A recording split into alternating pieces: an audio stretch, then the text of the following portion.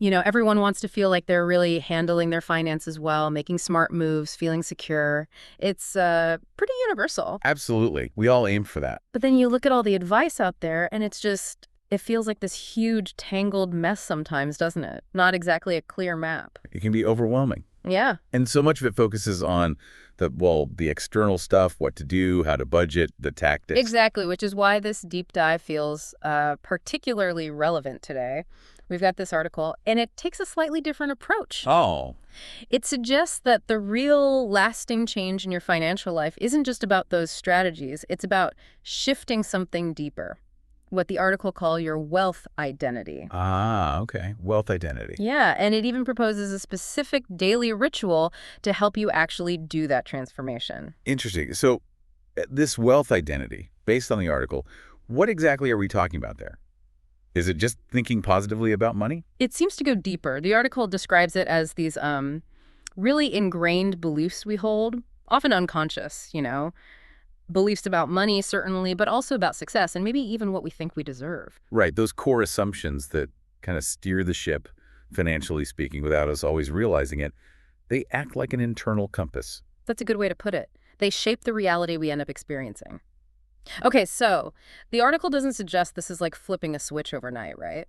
It starts by talking about micro habits. Mm-hmm. That's a key concept it brings up early on. What's the power there? Why focus on the small stuff? Well, the article argues that, real sustainable change, it rarely happens with those big dramatic gestures. It's more about the small, consistent things. Like compound interest, but for your habits. Kinda, yeah. These micro habits, done consistently, they gradually start to reshape the neural pathways in your brain.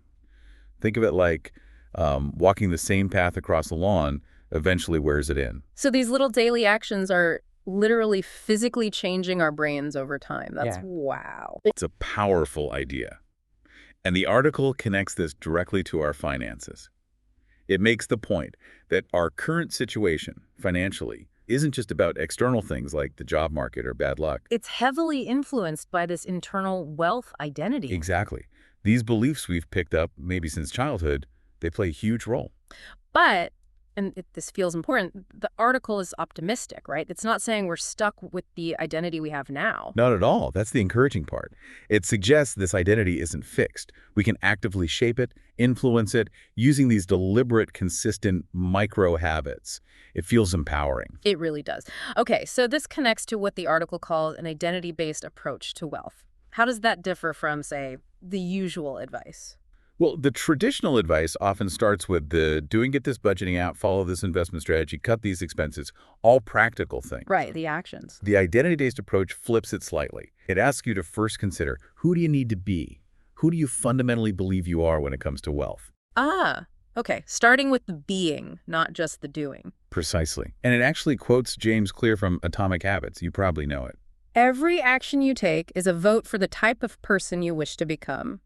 Yeah, I remember that line.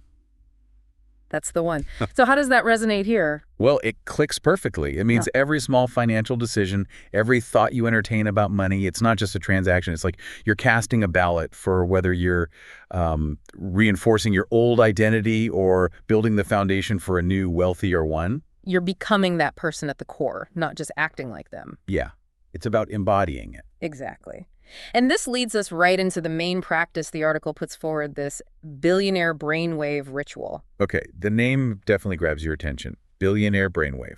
Sounds maybe a bit ambitious. A little hyperbolic, perhaps. But the article breaks it down. It's presented as this focused 7-minute daily practice. Just 7 minutes. 7 minutes. Okay, that's manageable. What's involved? What are the components? It's got 4 parts, each designed to tackle a different aspect of your mindset.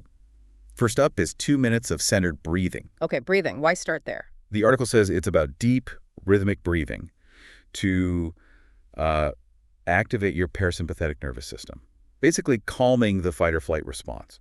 So it's getting you out of that stress state and into a more calm, receptive zone, making you open to the next steps. That's the idea, creating that foundation of calm. Then the next 2 minutes are for wealth visualization. Right, visualization. I've heard of that. How specific does the article say to be? Very specific. It really pushes for making it vivid. Like, create a detailed mental movie of the financial life you want. What does it look like? What decisions are you making? How are you handling money confidently? What opportunities pop up? And it mentions using multiple senses. Yeah, engage as many senses as you can. What does it feel like, sound like, even smell like in that reality, making it more real to your brain? Got it. Okay, so breathing, then visualizing. What's next? The third part, also 2 minutes, is wealth affirmation. Affirmations. Okay. But the article makes a distinction here, doesn't it? It's not just generic positive thinking. Exactly. It stresses that these shouldn't just be vague positive statements. They need to be crafted carefully to directly address and counteract your specific limiting beliefs about money. So if I believe I'm not good with money, the affirmation should tackle that head on. Precisely. Like an antidote to that specific negative thought pattern. They need to be targeted. That makes sense. Generic stuff might just bounce off if it doesn't hit the actual block. Right. And the final piece is just 1 minute. Gratitude practice. Gratitude. What's the angle here in terms of wealth? It's about actively focusing on and feeling genuine appreciation for the abundance you already have. Even if it's not mountains of cash, focus on what you do have: resources, skills, support, maybe small financial wins. The idea being to shift from a feeling of lack or scarcity to one of sufficiency or abundance. Exactly. Moving from not enough to I have. It changes your baseline feeling. Okay, so breathing, visualizing, affirming, gratitude. 4 steps, 7 minutes. And the article claims this combo works because it hits the subconscious. That's the argument. It suggests this ritual targets those deep-seated, often subconscious patterns that really drive our financial behavior. You might consciously know you should invest. But subconsciously, you're terrified of losing money, so you never do it? Yeah, I can see that disconnect. Right, that internal friction. This ritual is designed to get beneath the conscious mind and address that deeper programming. And it ties this into neuroscience, something about neuroplasticity. It does. It brings up neuroplasticity, basically, the brain's amazing ability to change and rewire itself based on experience. It's not fixed. Okay, so how does this ritual leverage that?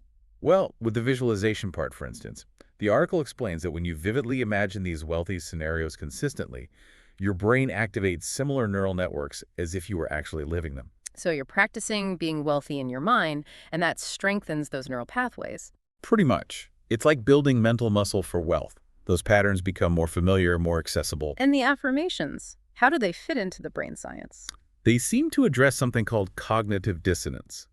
That's the mental discomfort you feel when your beliefs and actions don't line up, or you hold conflicting beliefs. Okay.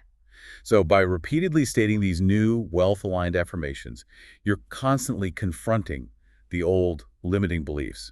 The brain doesn't like that conflict, that dissonance. And eventually, to resolve the conflict, it starts adopting the new belief. That's the theory. It seeks consistency by gradually letting go of the old belief and embracing the new one. You're consistently feeding it. It's a gradual reprogramming.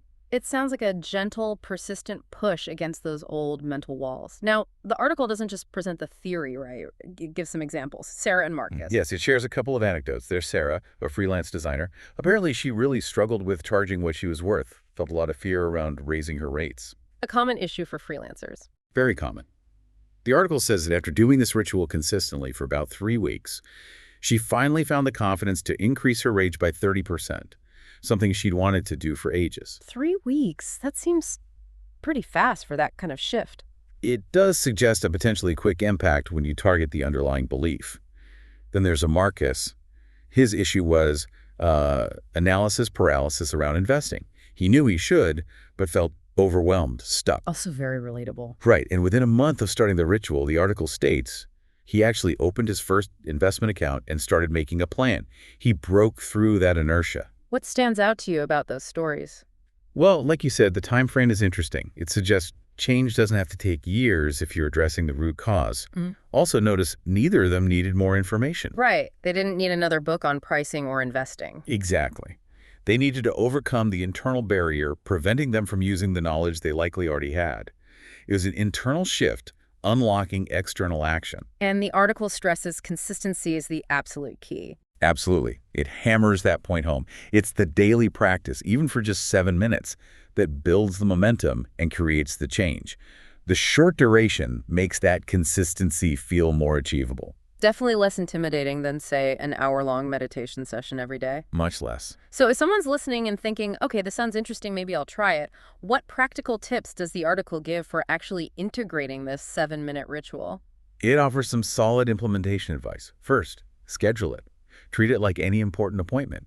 Pick a specific time each day. Morning is suggested. Yeah. The article suggests morning can be good for setting the tone for the day, but consistency is more important than the specific time.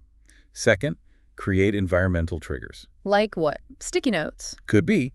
Or setting up a specific quiet space where you do it. Maybe have visual reminders of your financial goals nearby. Cues that prompt the habit. Makes sense. What else? Track your consistency. Use a habit tracker app or just mark it on a calendar. Seeing that chain of completed days can be really motivating. Don't break the chain. Right, that visual progress helps. And importantly, personalize it. The article really emphasizes tailoring the visualizations and affirmations. Make them specific to your blocks, your dreams. Generic stuff won't hit as hard. So really make it your own ritual. Yes. And one last crucial point. Pair the mental practice with action. Ah, okay, so it's not just sitting and thinking. No. The article suggests taking at least one small, concrete step toward your financial goals each day, something aligned with that wealthy identity you're building. So the ritual primes the mindset, and the action reinforces it in the real world. Exactly. The inner work fuels the outer action, and the outer action validates the inner shift. It creates this positive feedback loop. That makes a lot of sense. And then the article takes it a step further, right, beyond just the 7 minutes. It does. It talks about how the real magic happens when this new identity starts influencing your decisions throughout the entire day, not just during the ritual. How does it suggest doing that? It offers a really powerful question to ask yourself, especially when facing choices related to money or opportunity. What would the wealthy version of me do in this situation? Ooh, I like that. So using that future desired identity as your guide for present decisions. Exactly. You start operating from that identity even before it feels fully solidified. It could influence, how you respond to a job offer, whether you negotiate a bill, even small choices about spending versus saving. So little decisions throughout the day become opportunities to vote for that new identity, going back to the James Clear idea. Precisely. The article uses a nice analogy. The ritual is like planting the seed. And the daily choices are like the sun and water that help it grow and flourish. That's it. That's where the identity really takes root in your life. Okay, so wrapping up this deep dive, the core takeaway from this article seems to be that a significant financial transformation doesn't necessarily require huge disruptive life changes. Right. It might just start with this consistent, focused, 7-minute daily commitment, this billionaire brainwave ritual. And it really brings it back to that fundamental link. Our internal world, our thoughts, our beliefs, our identity directly shapes our external results. Thoughts create feelings, feelings drive actions, actions produce results. It's that chain reaction. So the provocative thought to leave listeners with maybe is to genuinely reflect. What is your current wealth identity? What are those deep down beliefs running the show? And then what might start to change, even in small ways, if you committed just 7 minutes a day to intentionally shifting it? How might your daily decisions look different if you truly started to believe in your own capacity for financial success? That's definitely something to chew on. A powerful potential shift from just a small daily practice.